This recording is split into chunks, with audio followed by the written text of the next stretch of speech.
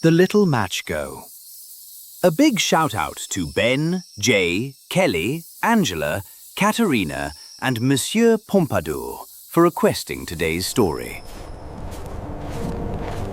Snow drifted down in slow, soft flakes from the grey New Year's Eve sky, covering the city in a blanket of frigid white.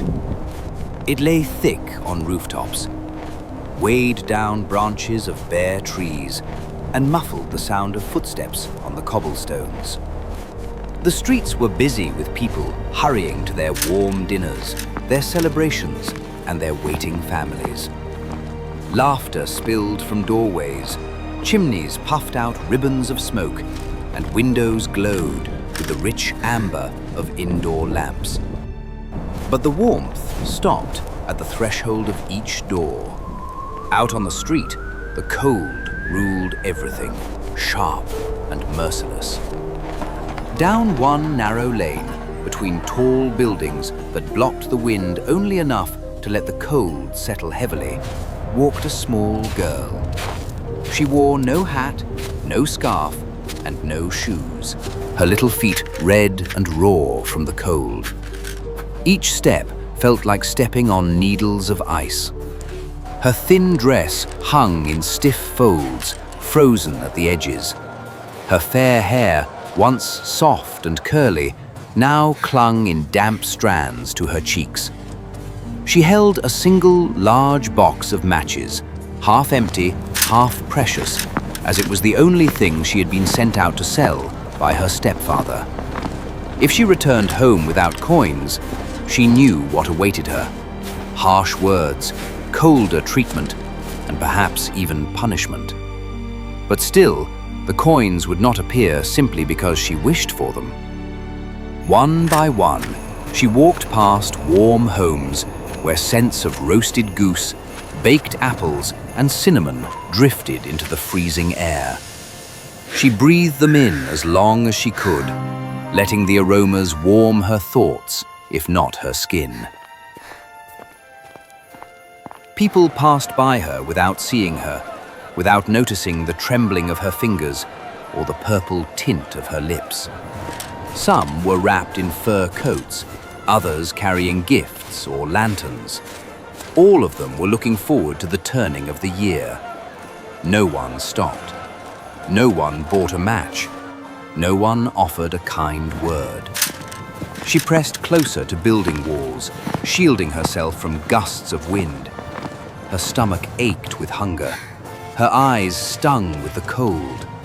But she walked on, whispering to herself in a voice barely louder than the snow falling around her.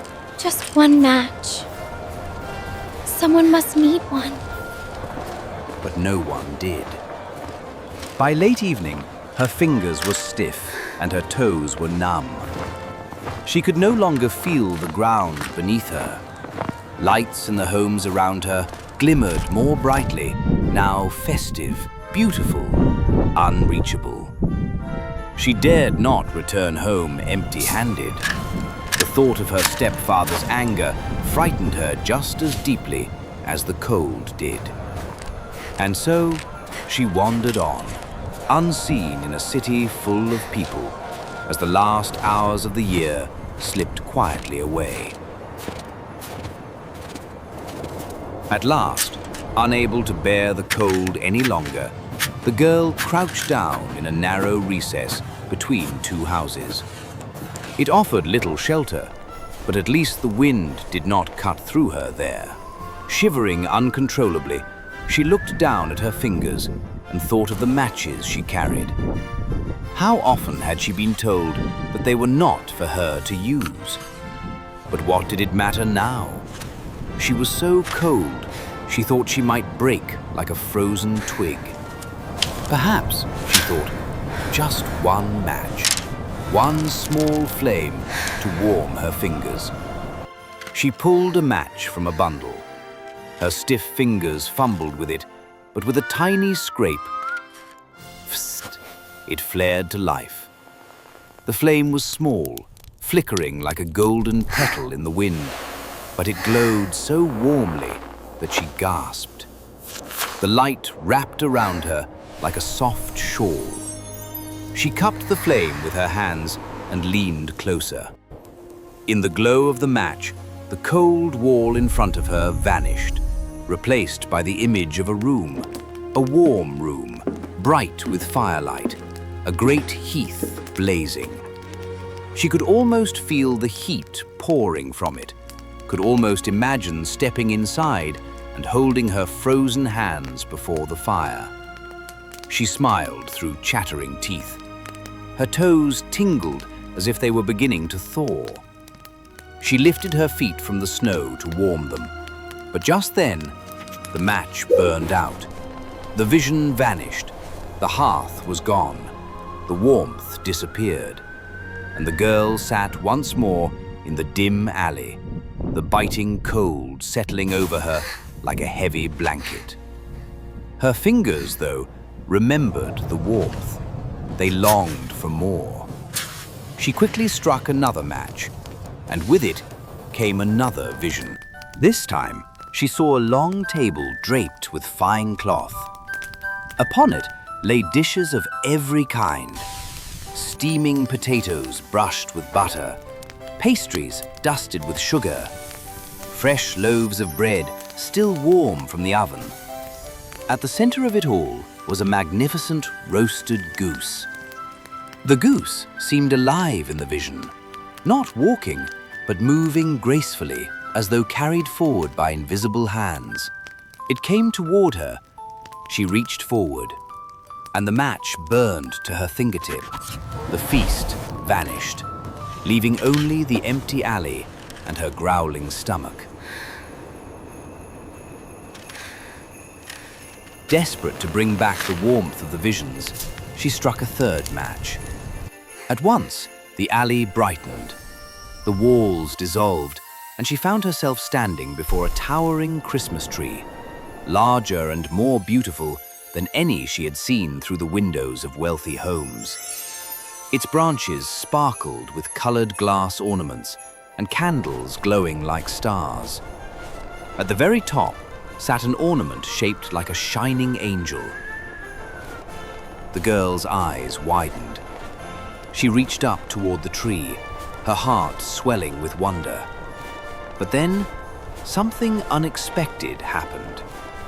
The candles on the tree seemed to rise upward, higher and higher, until they were floating above her in the night sky. And as she looked more closely, she realized they were not candles at all. They were stars. One star blazed brighter than the rest and streaked across the sky, leaving a trail of shimmering white light behind it. A falling star. Someone must be leaving this world. Those were the words her grandmother had once told her. She was the only person who had ever loved her, and she had died the year before. The girl's heart ached tenderly at the memory, and before she knew it, tears had frozen on her cheeks. The match went out, and the stars disappeared, swallowed by the dark. Barely realizing what she was doing, the girl struck another match, then another and another, until the whole bundle flared in her hands, filling the alley with a glow so bright it was like daylight. And in that radiant light, she saw her grandmother standing before her, not sick, not old and frail as she had last seen her, but strong and smiling with the warmth of a sunrise. Grandmother, you came! Her grandmother knelt and pulled her into an embrace so warm, the girl thought she might melt into it. She felt no cold, no hunger, no fear, only love, deep, enduring, familiar love. Take me with you. Don't go away when the match goes out. My dear, everything will be all right. But this time, something was different. The light did not fade. The vision did not flicker. Her grandmother's warmth did not diminish. Instead, the glow surrounding them expanded. She closed her eyes, smiling. When she opened them, she was no longer alone. But now she saw someone else running towards her from the mouth of the alley. A woman wrapped in a thick wool coat. I saw a light. Are you all right, child? Come here, let me help you.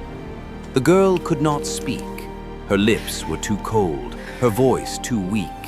But she leaned into the woman's arms, instinctively trusting her. The woman looked at the nearly burned-out bundle of matches and the girl's trembling body and understood immediately. You're safe now. I'm taking you home. Without hesitation, she lifted the girl into her arms. She relaxed completely, drifting into sleep for the first time without fear. When the girl opened her eyes, she was lying in a warm bed covered with quilts. A fire crackled nearby. The smell of soup drifted through the small but cozy room. She sat up slowly, still wrapped in blankets. You're safe. Eat slowly. The girl took a spoonful. Warmth bloomed inside her, spreading from her stomach to her chest. The days that followed were filled with healing. The woman, whose name was Marta, washed her wounds, treated her frostbitten fingers, gave her clean clothes, and never once left her side longer than necessary. She listened when the girl spoke, and comforted her when memories frightened her. And slowly, the girl came to trust her completely. One morning, Marta wrapped the girl's hands gently in her own. I've spoken with the authorities. I've told them everything. If you want it, if you choose it, I would like to become your guardian. A guardian? A home. A family. Permanently. If you want it. Yes, please. The girl threw her arms around her, trembling not from cold, but from overwhelming joy. From that day forward, the girl lived in a warm home full of love. She had her own bed, her own clothes, her own books, her own spot by the fire. She went to school.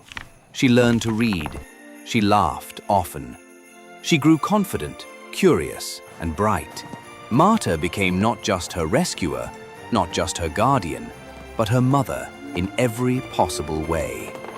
They celebrated every New Year's Eve together, not with sorrow, but with gratitude. Sometimes, on quiet winter nights, the girl would light a single match and watch its glow. Not because she was cold, but because she remembered the light that had saved her, the warmth that had guided her, and the grandmother whose love had led her to a home that would last forever. And she knew, with absolute certainty, that she would never be cold, hungry, or alone again.